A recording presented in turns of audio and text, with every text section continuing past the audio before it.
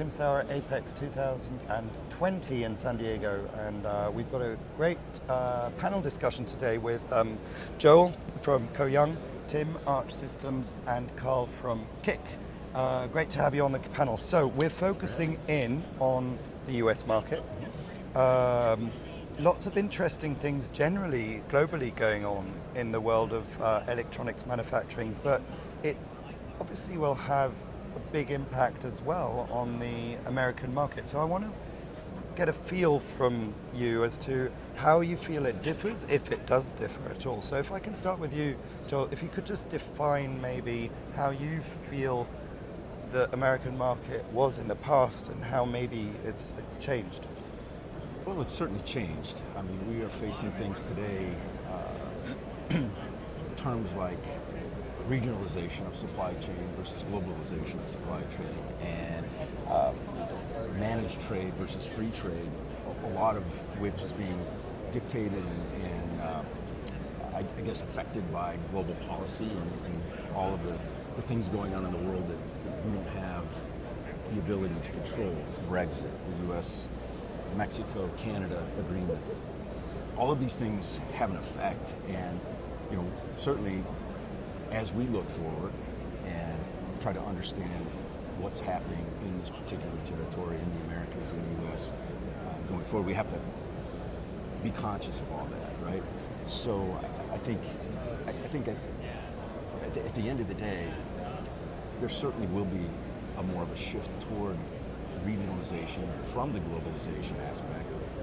And I think it's the Industry 4.0 piece, the smart factory piece, that really drives that and allows for that, right? You talk about low labor markets and the fact that we lost a lot of work within this industry from the US in particular back in the early 2000s for low labor interest. And now we have the Industry 4.0 initiative that's really leveling the playing field. It's about automation, it's about robotics, it's about using the data to create a situation where that low labor is not necessarily as needed as important, and I think that's what's happening.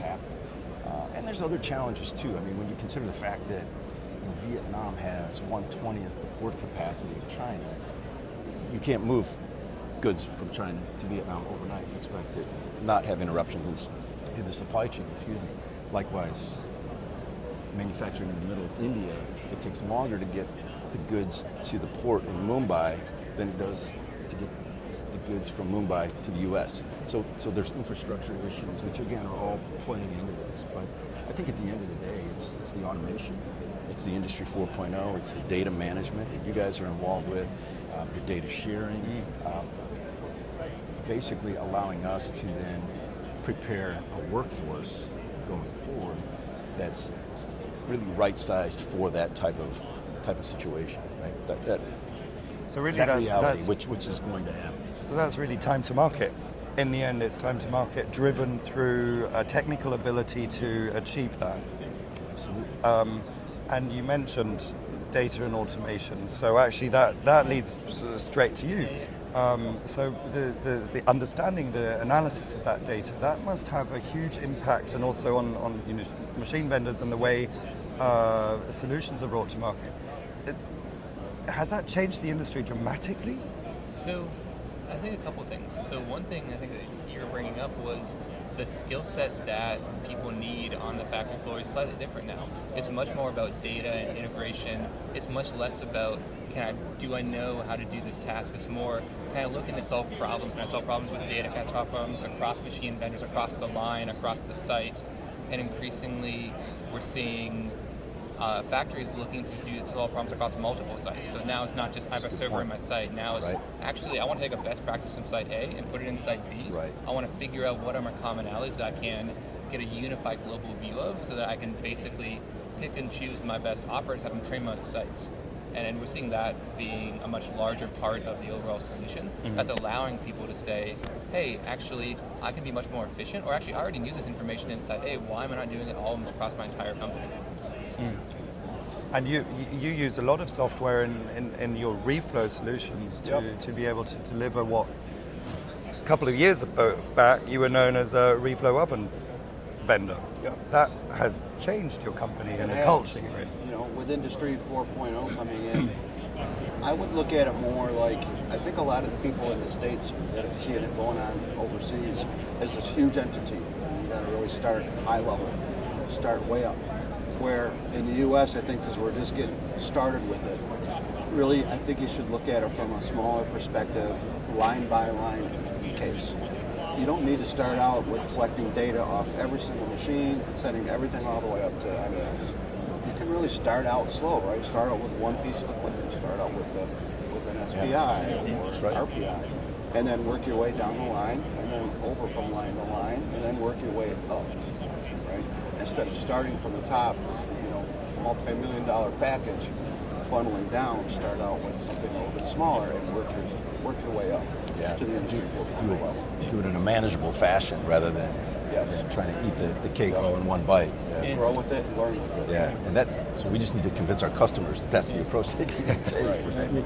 Sometimes people want to just jump in, right? And, you know, when you talk about the skill set, right? You talked about the people and how that's not only different today, but just going to continue to get different as we go forward, right? This new generation of workers is obviously much more tech savvy. There's a skills gap between the young and the old, and I think, you know, companies need to really recognize that and invest in those individuals. The empowerment that we talked about, being able to make decisions quickly on their own using the data that we're providing. I think that's going to be key, and that'll be the key to the success. So you can automate, but you're still going to need people, right? It's this Industry 4.0 automation. It's not all-encompassing panacea, right? There's still people, and that's a good thing, right? Because that potentially is what does level the playing field. But we have to make sure we don't forget about that human element while we're doing all of this, automating and generating data. And again, the one step at a time, bite by bite, absolutely is the way that this is going to need to be accomplished. And leverage the software, right? The software is there to help unskilled people become skilled. That's right, yeah. If you look at the US market, it's also, you know, we always talk about Industry 4.0, that a lot of people even have this vision of a lights out factory. Now let's look at the reality of manufacturing, electronics manufacturing in the US and other countries as well. There's lots of small companies for whom the investment of a true Industry 4.0 solution isn't even a viable option, I guess. So your one step at a time approach, is that one that you feel is also particularly relevant to a country as diverse in its manufacturing ability as the US? Absolutely. I mean, in our case, we actually had some discussions last week about changing the way we go to market with some of the tools that we're creating for smart factory Industry 4.0 realization to do just that, create a package. So when you buy a machine, you get this. It's something that you can be easily trained to use. You can see the benefit, and then you go to the next step, rather than to offer this full menu of tools that may or may not get digested, if you will, properly. The other downside to that is there's a lot of training ongoing that we have to do as suppliers when that isn't taken care of correctly on the front end, right? So you have to kind of think of a building block approach, and those are certain things that we're certainly looking at and considering, and I'm sure we'll move forward with. So one of the things that we're seeing, and I completely agree, we see a lot of companies do the step-by-step approach, and it makes total sense. Let's make sure we get one line right. What's the ROI? How does that get better? And we go line by line. But we're also seeing, so there can be challenges with that of, okay, I did this initiative in line A, that initiative in line B. They're not the same. I want to do it across both lines, and actually now I can't get data. They don't play together. I did this thing over here, that thing over here, this supplier over here, that supplier over there. One of the reasons why standards has been so important, and IPC, CFX, some of the semi work as well, in making sure that when you go line by line, when you look across your entire factory, it still makes sense and it still works together. And you can unify everything when you make that decision that that's right for you. And now you're not blocked. Now you're not saying, oh, actually, this has great ROI. Let me rip it out and put something else in because I need to integrate it and I can't, or I don't know how, or it's going to be really hard. So, I mean, there you mentioned, in a typical factory, you'll have different vendors, different operating systems, different software, and therefore the standards are important. And I guess with the IPC's work globally, but also, the work they're doing here, standard-wise, are we where we should be, or do we still have a way to go, or, where are we on standards? I think we're getting closer, right? Yeah. I think that, the CFX initiative has been great. We've certainly moved that forward from when we started a couple of years ago and to where we're at now. And I think incrementally every year that goes by, we'll add more functionality to that. I mean, ultimately, to make this work, everybody has to be able to play with everybody, right? And I don't think we're there yet, not from a true control perspective. And that's what I see, a smart factory, where now the term I'm hearing is intelligent factory, where we're tying in MRP and all kinds of other integral parts needs to happen, right? So, when you think about it in those terms, that's just basically the approach that we have to take, right? So I think, at the end of the day, it all builds on itself. Yeah, so I think we're definitely moving in the right direction. CFX has been an incredible advance. I think the way I look at it, and the way that we've seen some of our customers start looking at it as well, is you see this Venn diagram between who has the experience and knowledge to solve a problem and who can get the data together to solve that problem. And for a long time, it's been two different people. You had the people who could do the machine by machine, maybe vendor by vendor. And you had maybe the analytics people who knew how to do what they want to do with the data. But as it becomes easier, as IPC CFX gets more adopted, now suddenly, if you have data expertise or manufacturing expertise, you're not blocked by talking to a machine. You're not blocked by talking to only these two machines. So it sort of widens the playing field, levels the playing field for the people in the factory who know how to solve problems, who have the experience. There's something else that I wanted to build on what you were saying is, you mentioned skills gap between maybe some people with more tech experience, less tech experience, but also an experience gap or a sort of domain expertise gap. If you have a very senior person who knows dead to rights what goes on in a factory, what makes sense, what doesn't make sense, they don't need tons of data to tell them what they already know. But if you empower that person now with data tools to now take that expertise and apply it not to your line, not to your site, but to your entire company, now suddenly the ROI can be massive by just getting much more value out of the skilled people you have, by empowering them with data and tools and access and standards to let them apply that experience much more broadly than they could before. I think ultimately we need to get to the point where that data can be used to make changes real time, on the line, without human intervention. And then we'll know that we've arrived, right? It's got to be more than just seeing information from this machine or that machine, or automatically doing a changeover. But when I see a problem, I can use data to fix this machine that's not my machine automatically, and I think that's where CFX is going. Yeah. So I think we just need to stay the course. If we can continue down that path, continue to make progress, that's what will lead us to that true realization of I4O smart factory. This is really interesting because when I way back started in the industry, we were still talking about specific machine improvements, the greatest, newest, shiniest new thing that was put into something to make it faster, more efficient, more this, more that.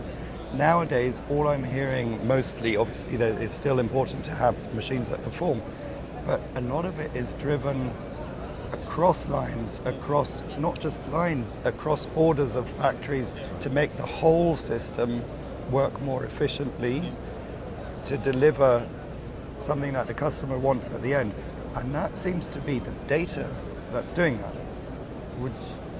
Would you say that's a fair summary of where we're going, and is data becoming even more important as we go forward? Yeah, and data, with the smart tools that are out there today, data can be used to solve a lot of your problems.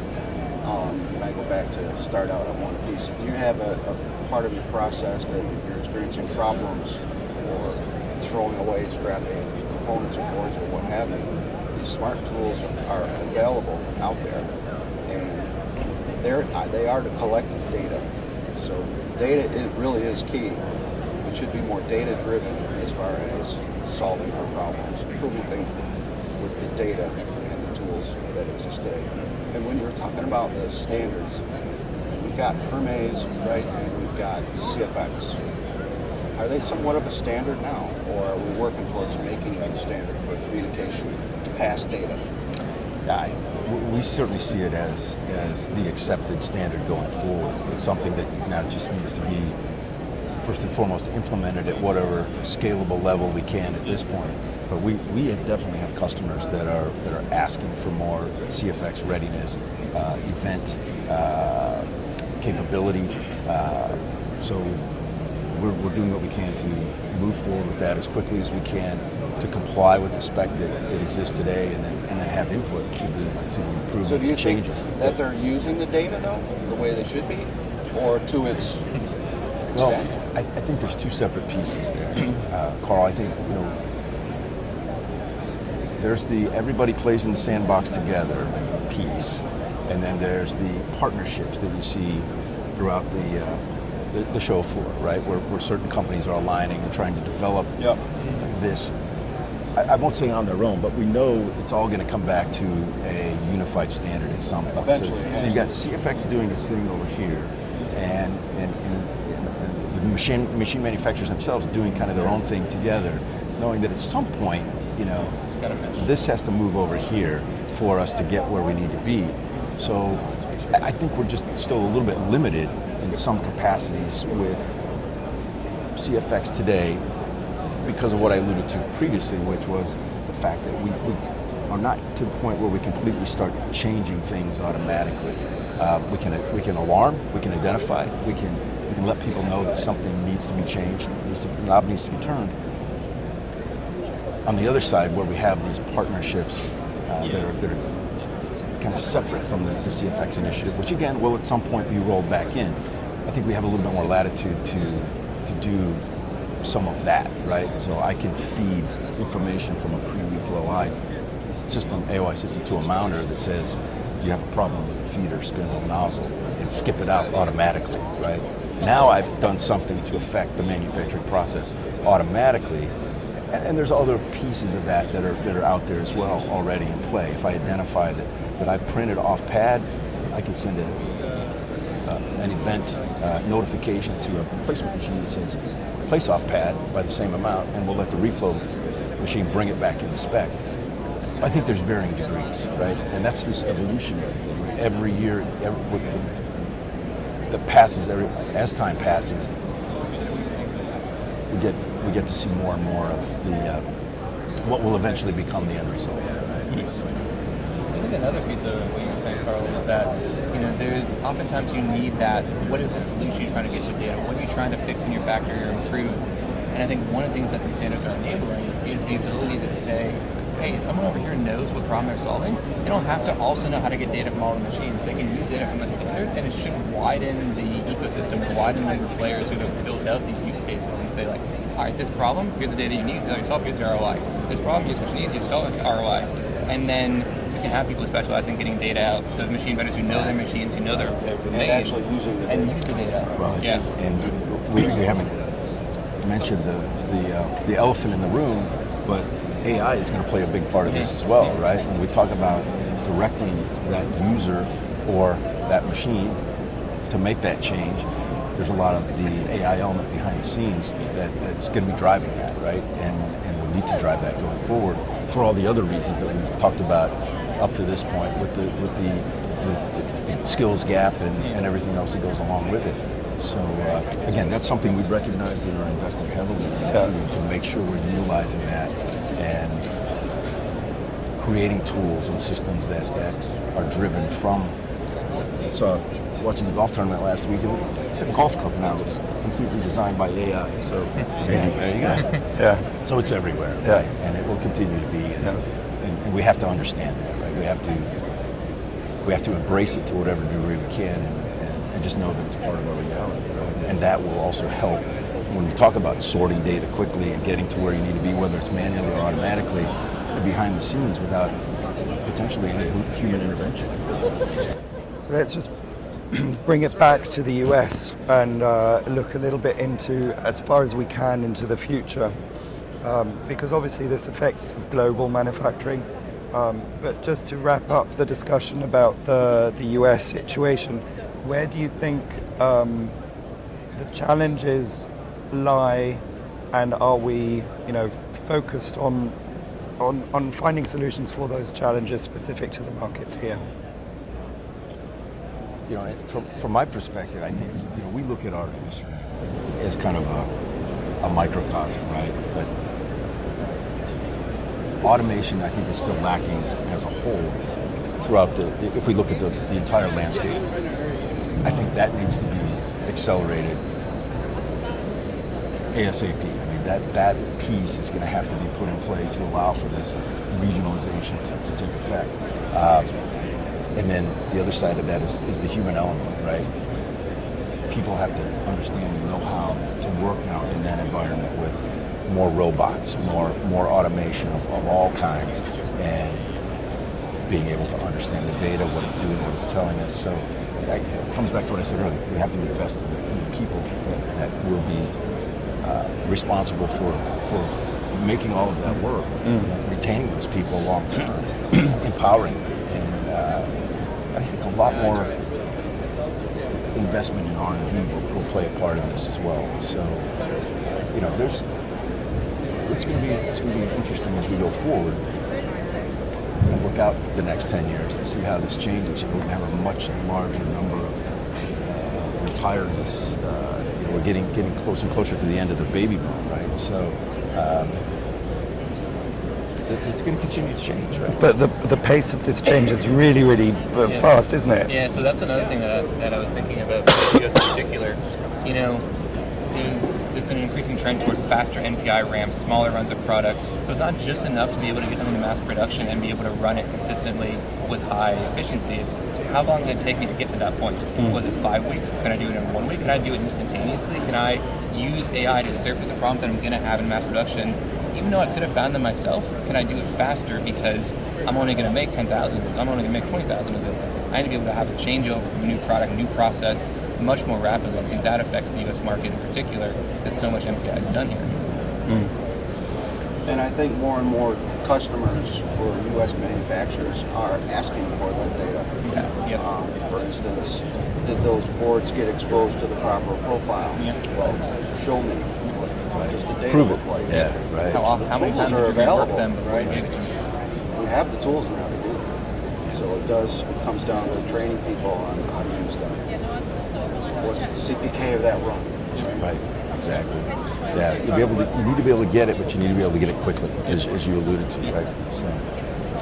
So basically the positive outlook that I sort of felt last year at Apex as well is a continuing trend. There is a bright future for America as a manufacturing base. Absolutely. I agree. Yeah. For sure. Great. Well, thank you very much, gentlemen.